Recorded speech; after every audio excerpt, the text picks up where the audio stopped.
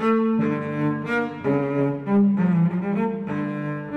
dièse à la clé sur RCF Liège. Avec Christophe Bruls à la technique. Bonjour et bienvenue dans 3 dièse à la clé, une émission où on aime parler de musique, mais aussi des rapports qu'entretient la musique avec les autres arts, la littérature, la peinture, la sculpture. Et c'est un peintre, sculpteur et dessinateur que j'ai le plaisir de recevoir aujourd'hui dans 3 dièse à la clé. Bonjour David Daoud et merci d'avoir accepté l'invitation de 3 dièse à la clé. Alors la première fois qu'on s'est rencontrés, c'était à l'occasion du vernissage de l'exposition de Costa Lefkoshir, Le cheminement d'une quête. Costa Lefkoshir que nous avons eu aussi l'occasion, avec qui nous avons eu l'occasion aussi de discuter des rapports que son œuvre entretient avec la musique. Et donc, lors de ce vernissage, je vous ai entendu dire que la musique était très importante pour vous, ce qui a éveillé un petit peu ma curiosité. Vous êtes d'origine franco-libanaise, vous avez vécu une partie de votre enfance au Gabon, puis vous êtes venu en France en 1973 pour fuir la guerre civile au Liban. Vous avez suivi une formation artistique en France. Vous avez réalisé de nombreuses expositions, notamment à Liège, à la galerie Christine Colomb. Vous avez reçu plusieurs récompenses pour votre travail. Et alors, première question, pourquoi la musique est-elle primordiale pour vous ? Parce que, surtout, alors, dans le domaine du classique, moi j'écoute toutes les musiques, hein, donc dans le domaine du classique, ce qui me donne de l'émotion le plus, en fait, ça fait ressurgir d'une spiritualité en moi, oui, qui me donne envie de créer. Je vois des images, etc. Et cette musique-là m'inspire, et puis il y a une certaine spiritualité qui m'accompagne, d'où mon œuvre, elle est un peu assez mystique. Donc il y a un lien vraiment très fort entre les deux, en fait. Et c'est-à-dire que je peins en musique essentiellement. Sans musique, je ne peux pas créer. Mm-hmm. Donc je suis toujours en train de faire des recherches, des choses. Je suis très mélomane, donc j'aime toutes les musiques, mais la musique classique, c'est la plus importante pour moi parce que j'ai besoin de l'écouter chaque jour. Ça me nourrit et ça me donne de l'inspiration. Oui. Et quand est-ce que la musique intervient ? Elle intervient en amont, avant la création, pendant ? Alors, c'est intéressant parce qu'en fait, avant la création, ça me donne envie c'est-à-dire que j'écoute comme ça pour le plaisir, et puis je vois des images pendant que je fais des choses. Je vois des images, je vois une inspiration, une image de mon tableau. C'est-à-dire que moi, j'ai une vision de mon travail avant de créer. Donc j'ai une vision, et puis ce qui est bien dans la musique classique, c'est qu'en même temps, il y a de la rêverie, il y a de la force, et puis il y a des douleurs. Oui. On peut pressentir la mort et la vie en même temps. C'est que pourquoi ? Parce que c'est quelque chose qui est très très inspirant, et c'est dans l'ordre des impressions sur l'être, en fait. Chacun voit ce qu'il veut dedans, en fait. Il n'y a pas de limite, c'est illimité dans ce qu'on peut ressentir, en fait. Voilà. Et alors, souvent, j'écoute cette musique, et puis ça me donne de la force, et puis l'envie de créer. C'est juste l'envie. C'est ce déclenchement qui va faire en sorte que je puisse créer. Donc, la musique, je l'écoute. Oui. Je vois des images, et ça me donne envie d'aller à l'atelier, prendre un tableau, une toile, une surface.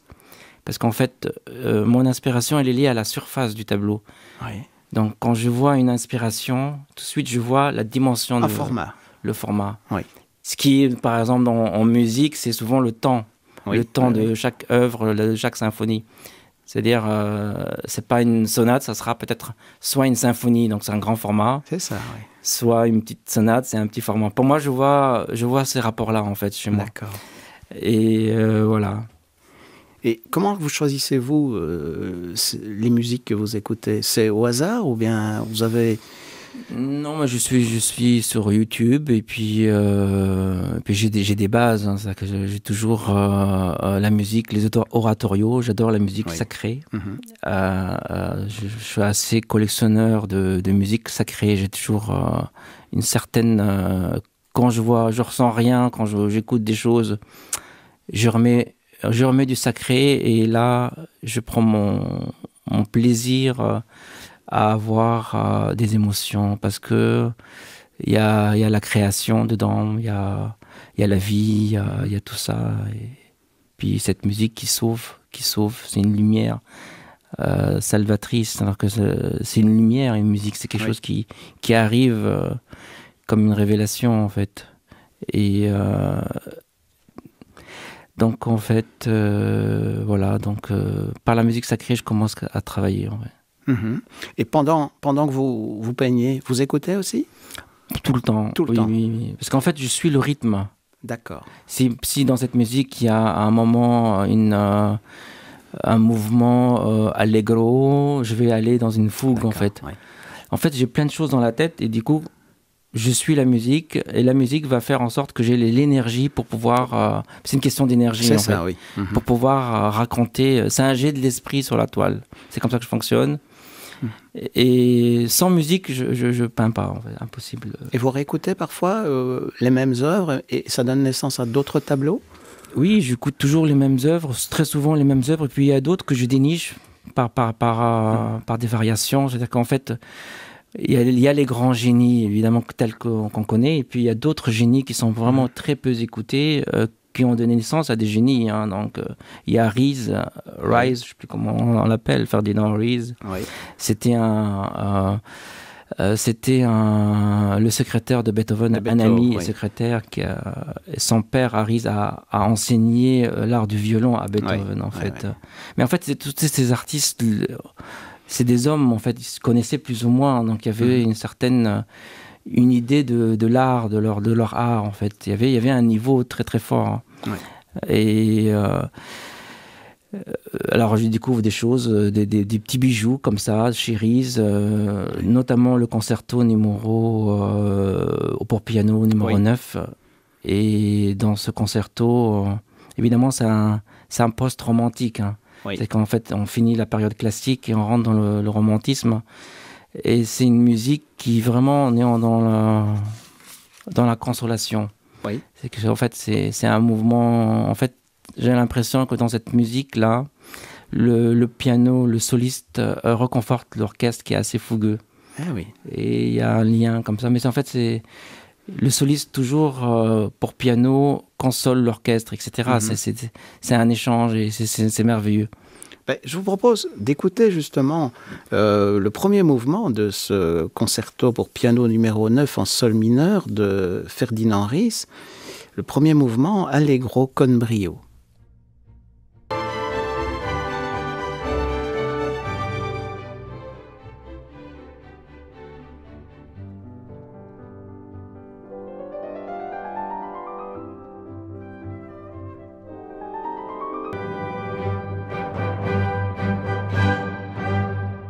Vous écoutez 3DS à la clé. Nous sommes aujourd'hui en compagnie du peintre, sculpteur et dessinateur David Daoud, avec qui nous évoquons l'importance de la musique dans sa création. Nous avons entendu son premier choix musical, le premier mouvement du concerto pour piano numéro 9 en sol mineur de Ferdinand Ries, interprété par Christopher Hinterhuber et le New Zealand Symphony Orchestra.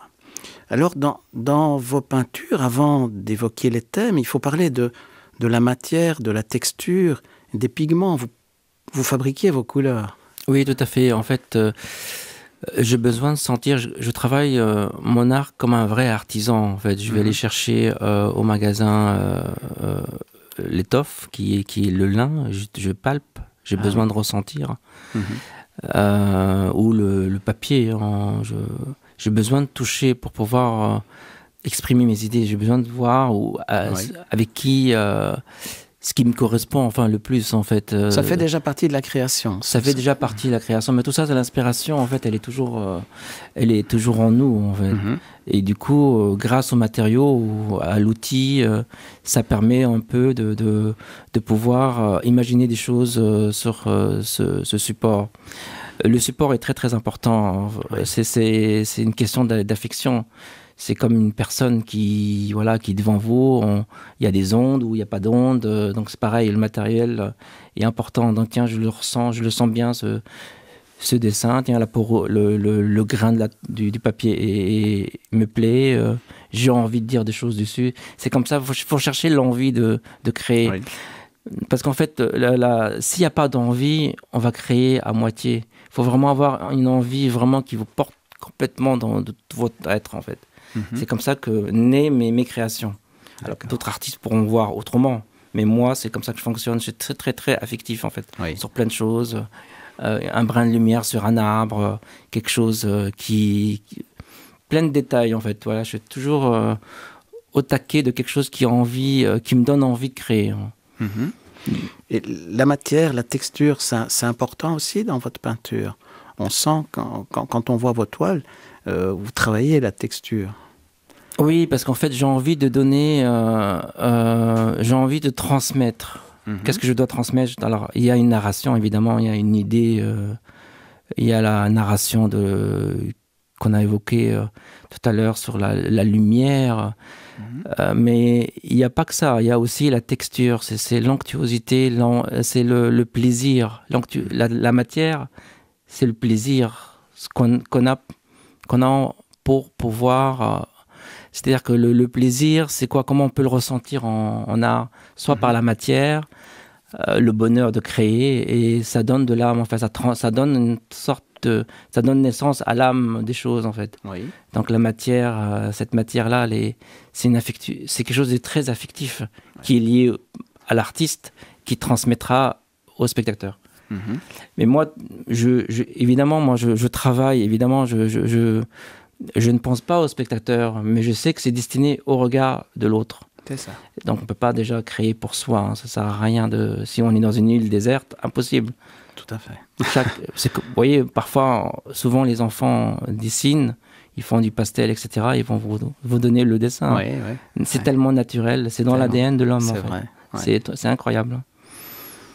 Alors, votre thème, on peut en parler un peu de votre thème de prédilection. Ce que vous appelez vos fondamentaux, c'est l'humain, le rapport au temps, l'exil, le voyage, l'éloignement, la nostalgie, l'absence, la nature, l'éternité. C'est un peu tout ça? Oui, mais c'est le thème de l'exode. C'est-à-dire que c'est l'homme qui voyage, qui va vers un Eldorado, un ailleurs, qui lui fait du bien. Mais on est tous issus de plus ou moins d'un endroit différent. En fait, il y a... c'est comme ça que je vois la chose, c'est-à-dire que il n'y a pas des gens inscrits dans un endroit précis qui sont nés. On est tous des voyageurs du temps et de l'inconnu, en fait. Et on met de temps en temps un point quelque part, et puis voilà, on fait des enfants, on fait une vie, etc. Et puis à un moment donné, il faut partir. Je comprends très bien cette immigration, où tous ces gens qui sont à l'exode et tout, c'est quelque chose que j'ai subi, que j'ai vécu. Bien sûr, oui. Et ils n'ont pas d'autre choix que partir. Donc, et moi, ce genre de thème m'inspire énormément, d'où ma façon de... pourquoi? Parce que j'ai vécu cet exode par rapport à la guerre du Liban, et puis j'ai trouvé ma paix intérieure par rapport à la France, à la Belgique, etc. Donc c'est là que j'ai mis mon encre, en fait. Mais je n'oublie pas d'où je viens, on n'oublie jamais d'où on vient, etc. Donc c'est bien et je l'écris à ma manière dans les tableaux. Dans les tableaux. Alors, vous parlez de narration dans vos tableaux, et c'est une narration que le spectateur doit poursuivre. Alors, oui, dans mes tableaux, évidemment, je pratique le paysage, des thèmes plus ou moins humains. L'humanité est toujours présente chez moi, c'est une base, l'humain dans la nature. Il y a toujours un coin de nature dans l'humain. C'est complètement dépouillé. C'est souvent des hommes ou des femmes qui voyagent. Et après, je fais plusieurs variations. Le thème, c'est souvent ça, les bases, une narration. Une narration, ça peut être une lumière sur un visage, une lumière sur des personnages, un groupe de personnages. Et après, c'est en fonction du format et de la dominante des couleurs. Parce que la couleur, elle est hyper importante chez moi. Et c'est ce qui fait qu'en fait, je ne fais pas le même tableau à chaque fois. Donc, je peux aller dans une direction artistique sur un thème qui est précis un exode ou un voyage, voilà. Mais je peux jouer sur plusieurs peintures en fonction des dominantes des couleurs. Quelles sont vos couleurs favorites? J'aime exploiter toutes les couleurs. J'adore les couleurs. Donc c'est quelque chose qui m'a toujours accompagné. Et je peux travailler avec du rouge, complètement un tableau en rouge. Oui, il y a des tableaux tout à fait rouge. Je mets souvent la couleur or, bleu. Oui. Le bleu, mais moi les bleus, les couleurs, je les appelle par leur prénom. C'est-à-dire que moi, la couleur, on dit le rouge, mais il y a des rouges, différents rouges. Il y a des rouges vermillons, il y a des rouges cadmium clair. Et dès que je vois une couleur, par exemple dans la rue, tout de suite je sais quelle couleur. Parce qu'en fait, il faut se familiariser avec les couleurs pour pouvoir mieux la maîtriser dans les tableaux. Il faut savoir reconnaître les couleurs, en fait, c'est ça. C'est souvent les gens, quand ils veulent prendre des cours, à l'époque j'ai enseigné la peinture, je les ai appris à apprendre à voir la couleur et savoir quelle est cette couleur, comment elle s'appelle. Si c'est un rouge vermillon, si c'est un carmin. Toutes les nuances. Toutes les nuances, oui. Comme ça, on aura plus de maîtrise à reproduire, ou imaginer des choses. Mais tout ça, c'est de la technique, en fait. Donc, il y a le rouge, il y a le bleu. Le bleu, c'est le mystère de la nuit. Oui. Le noir. Le noir, je le combine au bleu. Donc, ça peut être un bleu assez bleu nuit. Souvent, je travaille aussi avec du noir, du monochrome. Oui. Pas beaucoup de couleurs. Du monochrome, je rajoute de la couleur or. C'est des pigments. Je travaille avec des pigments. Donc, je suis très, très précis dans mes choix de couleurs pour pouvoir en transmettre des choses. Il faut avoir une maîtrise de l'outil, en fait. J'essaye de plus en plus à être plus comment dire... j'ai envie vraiment d'aller plus loin encore. Donc, c'est pour ça que je fais très attention à plein de détails, à l'organisation de mes choix. Oui, c'est ça. Et est-ce qu'on pourrait dire que... Vous parliez de couleurs plus sombres et puis d'autres plus lumineuses. Est-ce qu'on retrouve dans vos tableaux, est-ce qu'il y a une espèce d'affrontement entre la nuit et le jour, la lumière et les ténèbres? C'est un peu ça? Oui, alors dans mes tableaux, il y a une dominante. Moi, je suis un peintre du clair-obscur. Oui. Comme depuis le début, toutes les peintures, c'était avant... Il y avait un éclairage à la bougie. Hein. Oui, c'est un éclairage la lumière, elle était chaude. La lumière, pour base, la lumière, elle est chaude. L'ombre, elle est froide. Ça, c'est la base. Et avant, les lumières, soit ils peignaient à la lumière du jour. Sinon, en soirée, c'est une lumière qui est une source chaude, qui est un peu orangée, jaune. C'est pour ça que souvent quand on regarde les tableaux anciennes, on voit bien que c'est quelque chose de chaud. Oui. Les lumières, les intérieurs sont cette combinaison de clair-obscur et puis la lumière dans le tableau. Donc il y a la lumière, donc les artistes composaient la lumière et il y a la narration. Et la narration, elle est vraiment expliquée par la lumière en fait. Ah, oui. C'est la lumière qui dessine. L'ombre, on est dans le ténèbre. Oui, c'est quand on ouvre la porte, on est à l'intérieur, je vous fais une petite image, c'est qu'on est dans une pièce, oui. Et on ouvre d'autres pièces, il y a de la lumière, on est en pleine lumière, et la pièce à l'intérieur, elle est sombre, et on ouvre un peu la porte comme ça, et on voit les objets se dessiner, le fauteuil plus ou moins. Et dans un tableau, c'est ça, c'est qu'en fait, c'est la lumière qui rend grâce à la vie, en fait. Donc... Et c'est comme ça que moi je travaille. C'est-à-dire qu'un tableau, on est dans l'ombre, dans le ténèbre, oui. et je ramène un projecteur sur les êtres. Oui. Et c'est comme ça qu'après, les gens peuvent imaginer de choses en fait. Parce que c'est comme ça que j'arrive à donner du mystère. Mon but, c'est de donner de l'émotion. Oui. Donc soit par la matière, soit par la lumière sur les objets ou sur les êtres, et par le format. Et la musique me permet de rendre ça. De faire passer l'émotion. Oui, tout à fait.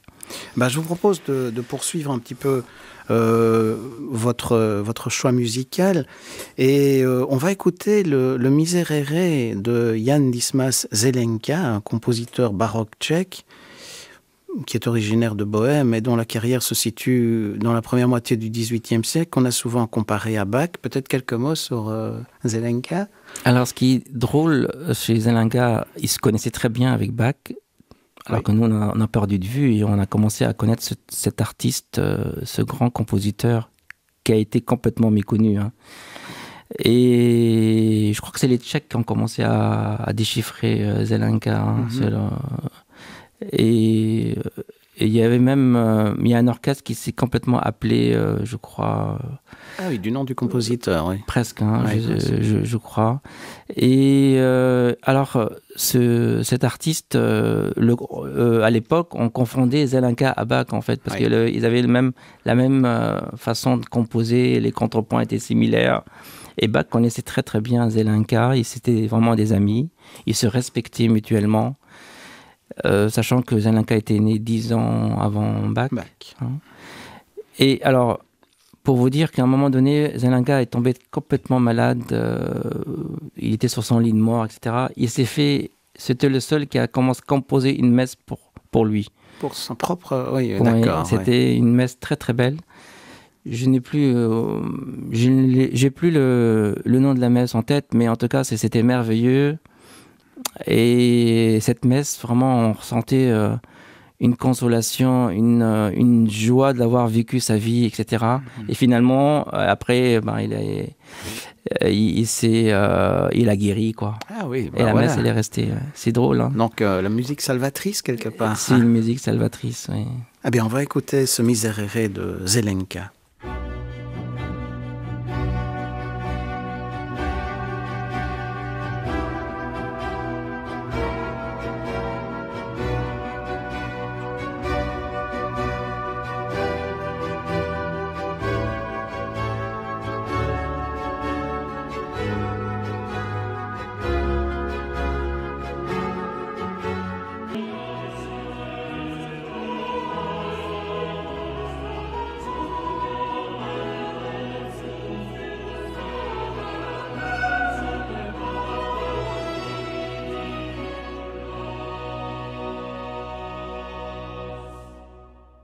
C'était le Miserere de Zelenka par l'ensemble Il Fondamento, dirigé par Paul Dambrecht, choix musical de notre invité David Daoud, peintre, sculpteur, dessinateur, qui nous parle de son travail et des liens qu'il entretient avec la musique. Alors, en 2018, il y a eu une rencontre particulière entre votre œuvre et la musique. Ibrahim Malouf, dont vous dites qu'il est peintre dans sa musique, le trompettiste, vous contacte pour vous demander de réaliser la pochette de son CD consacré à sa première symphonie, la Symphonie Léventine. Alors, comment ça s'est passé ? Alors, il avait projet d'une symphonie, évidemment, qu'il avait déjà esquissée, mais vous savez, quand c'est ces grands musiciens, il y a aussi la pochette joue un rôle, parce que c'est le ton du contenu, en fait. Hein. Donc, il voulait une musique, enfin une pochette qui donne envie une sensation d'espérance, de joie, de rêverie, une certaine mélancolie, parce que ne pas oublier, parce qu'en fait, dans l'esthétique musicale, dans le son musical, il faut qu'il y ait un esthétique qui est lié à des choses qui donnent tout ça, donnent des impressions au public. Hein. Et puis quelque chose qui est doux. Donc j'ai travaillé pour un tableau 3 femmes déjà, parce que pour moi les femmes portent le monde. Oui. Qui évidemment, je n'oublie pas qu'il y a les hommes, mais tout passe par les femmes. Et donc je lui ai fait des projets et on a longtemps échangé parce qu'il est très perfectionniste. Oui. On a longtemps échangé. Alors qu'il m'avait dit que j'aime beaucoup ce que tu fais parce qu'il me connaît il connaît mon travail, il me suit mon travail depuis des années. Moi, je suis très reconnu à Beyrouth, en fait, au Liban. Et donc, chercher un artiste libanais, franco-libanais comme lui, qui a vécu aussi un exode. plus ou moins. Et donc on était en phase, et puis dans sa musique on ressentait pareil ce que je pouvais dire en picturalement. Oui. Et on s'est rencontrés, très formidable, hein, un garçon charmant. Il est comme dans les interviews, il est très tendre, très, très sympa, très, très sensible. Oui. Alors il m'a dit qu'il dessinait quand il était petit, etc. C'est drôle. Il m'a dit je vais t'enseigner la musique, tu verras et tout. Et on est resté en bon contact, et voilà, c'est ça, c'est la petite histoire. C'est la petite histoire. Il m'a collectionné 2 tableaux. Oui. Il a 2 tableaux dans son bureau, notamment la salle le grand format de la pochette de disque. L'attente. L'attente. Voilà. Je propose d'écouter un extrait de ce CD dont vous avez réalisé la pochette. C'est le premier mouvement de la symphonie léventine d'Ibrahim Malouf.